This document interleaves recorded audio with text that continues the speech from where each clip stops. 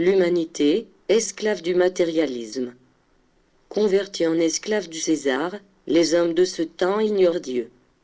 Préoccupés par les biens matériels, ils luttent pour leur survie, leur plaisir, et sachant la vie fugace, ils tentent de la vivre intensément.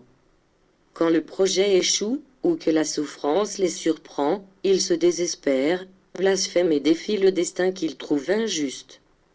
Les œuvres exclusivement matérielles ressemblent à une multitude de vers disposés à ronger un cadavre.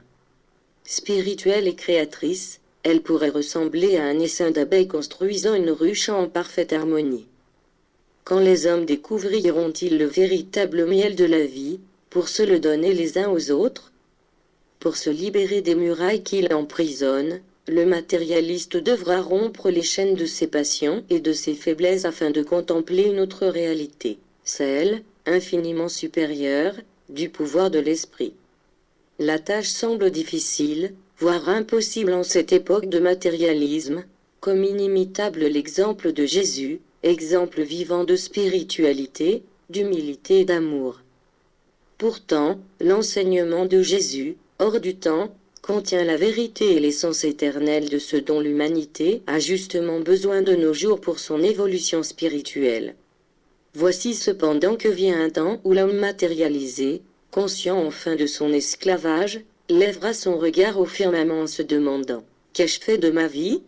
Ce sera l'heure de l'éveil de la conscience, l'aube d'une ère nouvelle. Déjà, des signes marquent ce temps de bouleversement. Certains corrigeant leurs erreurs et entreprennent le chemin de la régénération. D'autres poursuivent leur course effrénée dans la confusion. Et d'autres encore s'insurgent contre la vérité. Ce retour vers la lumière ne manquera pas d'entraîner en effet le conflit idéologique le plus transcendantal de l'histoire humaine. Il fera s'écrouler les piliers de tout un concept de la vie et permettra d'en édifier un nouveau. Les épreuves que le monde traverse actuellement sont les signes évidents de la fin d'une ère, le déclin et l'agonie d'un temps de matérialisme. Matérialisme scientifique, économique, affectif et même religieux. Mais au-delà de ce matérialisme, il y a l'esprit des hommes de ce temps, passé par diverses étapes d'évolution, qui attend de s'élever avec force sur le chemin de la justice et de l'amour. Toutes les fausses valeurs de nos sociétés vont s'effondrer d'elles-mêmes. La défaite du matérialisme commencera lorsque les auteurs de tout le mal qui affecte l'humanité jetteront au feu les livres qui nient la vérité spirituelle.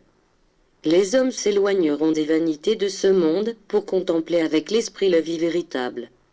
Si cette ère qui s'achève aura été marquée par son matérialisme, celle qui vient devra se distinguer pour sa spiritualité. La conscience et la volonté de l'esprit construiront sur terre un monde d'êtres élevés par l'amour, une existence où l'esprit divin se sentira vibrer dans l'esprit de ces créatures humaines.